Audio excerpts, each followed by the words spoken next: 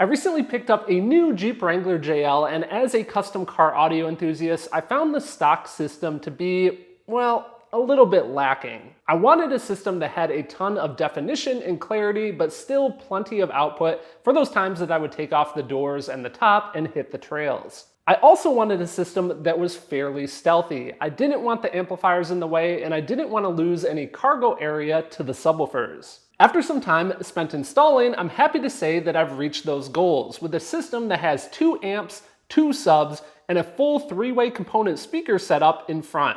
In this video, I'm going to give you a total system overview. We will see what I had to do for this process, the parts that I used, we will do a bass test, and I'm going to give you some feedback on different areas of the system that you might want to change depending on your preferences. First things first, let's talk about how we got a power signal to our aftermarket amplifiers that we added in the vehicle. To do that, we use 2 runs of 4-gauge power wire, and of course we always want to make sure we fuse as close to the battery as possible in order to protect this wire. And if you're wondering why I use 2 4-gauge wires, it's a lot easier to run 2 4-gauge wires rather than 1 0-gauge wire and then have to find a spot to have wire distribution within the vehicle. I wanted to keep everything as compact as possible, so much more easy on this install to just go with the 2 separate runs. What's important to highlight here though is this steel bracket. This is an aftermarket bracket. You can see it bolts in to these 2 factory locations here for the install. It's made of steel and it's coated, so it's nice and robust and super strong, and this piece here is from JL Audio.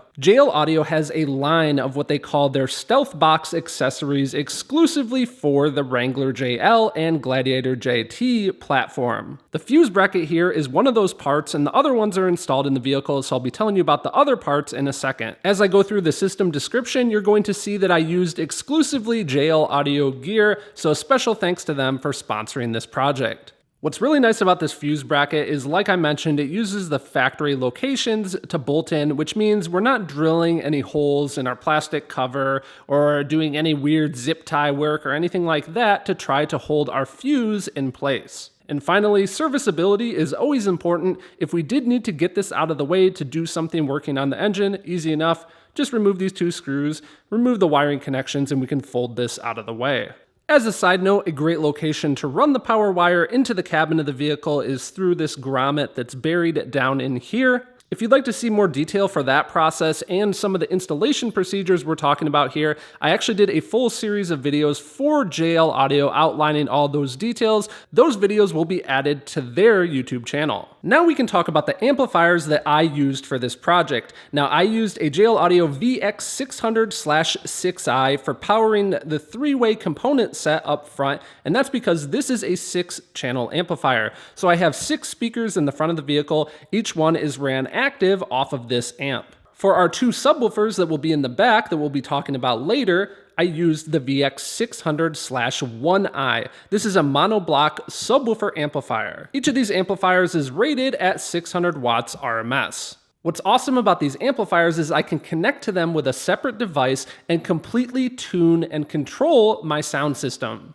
For each and every speaker, I can control the crossovers, I can control time alignment, and I can apply equalization. What's also really nice about these amps is I was able to use the JL Audio DRC205 controller, which is their bass knob that works with these amps. It actually has 2 different knobs. The outer knob, in my case, I use it to control the subwoofer sound, and the inner knob can be used for the total system output. But what's really cool in this, and especially for a Jeep application, is I can have separate tunes. So right now, this white light, this is indicating that I'm on my tune for when everything is closed up. In other words, I have all the doors on and I have the roof on, but I do have a separate tune that if I press it twice and it goes into this red mode here, that red tells me that that's my tune for once I take the roof and all the doors off. With those different tunes, that gives me different flexibility. You could even have a tune for when you only have the freedom tops off. There's a lot of functionality there and a lot of possibility. Now, of course, you don't have to use the VX series of amplifiers, but I do want to show you guys where I mounted these to give you an idea on some other solutions that you might want to use. So the amplifiers are mounted right here.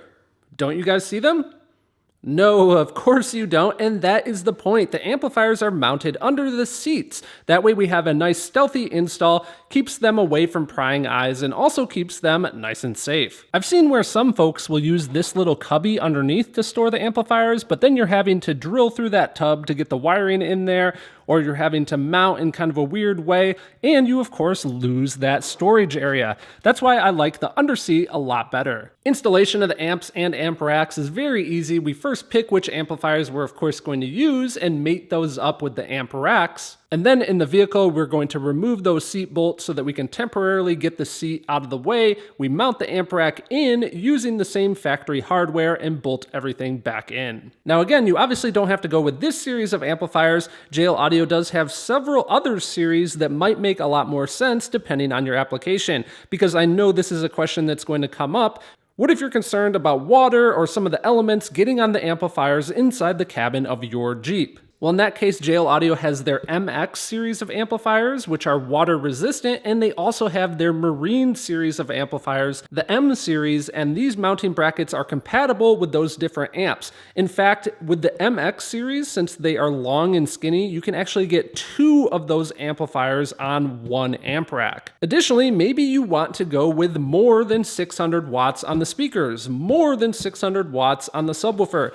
In that case, this is also compatible with the 800 watt 8-channel VX amplifier. That gives you some more channels to work with and some more power for the speakers, and also the 1000 watt subwoofer amp. Or if you were changing your system design and wanted to do the 1000 watt 5-channel amplifier, you could even do 2 of those for 10 channels, 2000 watts total. My point here, lots of different flexibility, so if you did want to do a little bit different system than what I did, check out what the options are in this PDF manual. Now let's talk about the bass with the JL Audio Stealthbox. Now this is for the 4-door model, and they make 2 of these, obviously a passenger version and a driver version, and each of these hold a 10-inch TW1 subwoofer. Now as a quick buyer's note, if you do have the factory premium system that has a subwoofer on this side of the vehicle already, it is a better choice if you're only adding 1 additional subwoofer to only get the driver side version. The reason for that is that factory sub, the panel that is part of it, is all molded into one piece with this panel here. So if you were only adding the 1 sub and you chose the passenger side here, that means that you have to get this panel from the dealer. The same obviously goes for if you were adding 2 subwoofers like I have here, you have to have this version of the factory panel. Now, if your Wrangler does not have a subwoofer from the factory, you don't need to worry about anything that I just said. You can upgrade as you choose. In my case, obviously, I love my bass, so I've got the 2. As far as installation goes for these, the process is very simple. Again, I helped JL Audio with a full detailed video showing the exact process on installing these, but I'll give you the quick overview notes. You do have to drill a couple of holes into the vehicle, but that's because we want this subwoofer enclosure to be mounted extremely securely. The metal bracket that they include bolts to the vehicle, and then the enclosure bolts to that. So once these are in, they are good and solid. I can move the whole vehicle just by pushing on that enclosure. You can obviously see that our cargo area is completely retained. I don't ever really push anything into those areas as is, so we still have all this nice amount of room, easy enough for getting groceries. The seats can fold down still if need be, plenty of room. They really don't impede on any of the original functionality of the vehicle. If you are removing the bolts to take the roof off the vehicle, the only bolt that the enclosure gets kind of close to is this one here. The other one up front is still really easy to get to, but this one here is a little tight. But I'll show you guys that you can still use the factory tool that's included with the Jeep easily. You can easily get it in there and twist it as need be. Now that you've seen the subwoofers, let's do a little bit of a listening test to hear their performance. A few disclaimers here. Understand that you're not here in person. It sounds totally different here in person than what you're going to hear over whatever your device that you're watching this on is. And also remember that if you're watching on like a cell phone or something like that that doesn't have a subwoofer, you're going to have trouble hearing the low frequency sound. So you might want to listen to this with headphones something that is capable of producing that bass. I'm going to play two different royalty-free tracks. The first track is more of a jazzy rock, like an easy listening. I want you to just listen to that for kind of the warmth that the subwoofer brings in. Also, what I'm going to do is I'm going to turn down the bass so that you can hear what it's like with no subwoofer, and then I'm going to bring it in. That way you guys can hear the difference.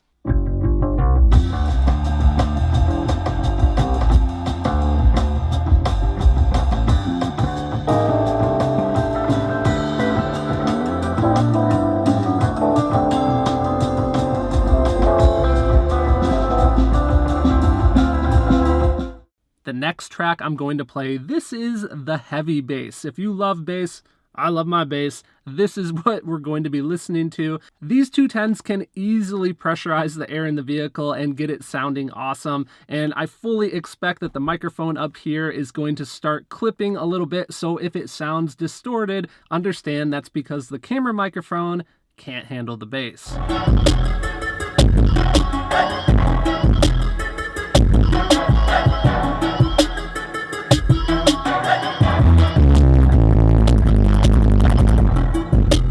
The two subs definitely jam. I wish I didn't have to play royalty-free music so that you guys could hear some of the more current tracks, some of the top hits. Oh my gosh, I love these subs. I could drive around all day, especially with the top off, which is probably another question you guys have. How does the bass sound with everything off? As you can imagine, the bass output with the top and everything off is of course reduced some as you no longer have all these areas to contain the bass wave within the vehicle.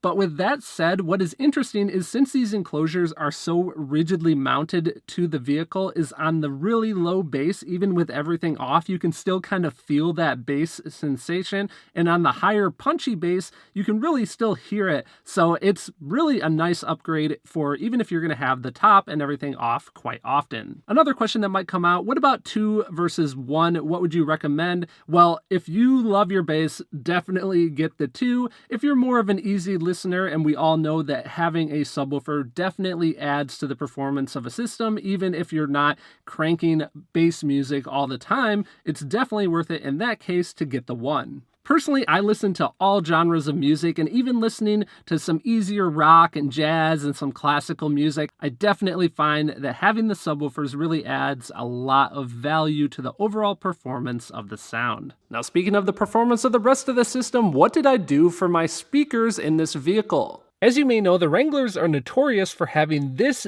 dash knee location speaker here, and to replace these, I used the JL Audio C7 6.5-inch component speaker. I wanted to do a full 3-way component system, so up on the top of the dash, I did a C7 3.5-inch mid-range and C7 tweeter. This is a custom speaker pod that I designed and 3D printed here on the channel.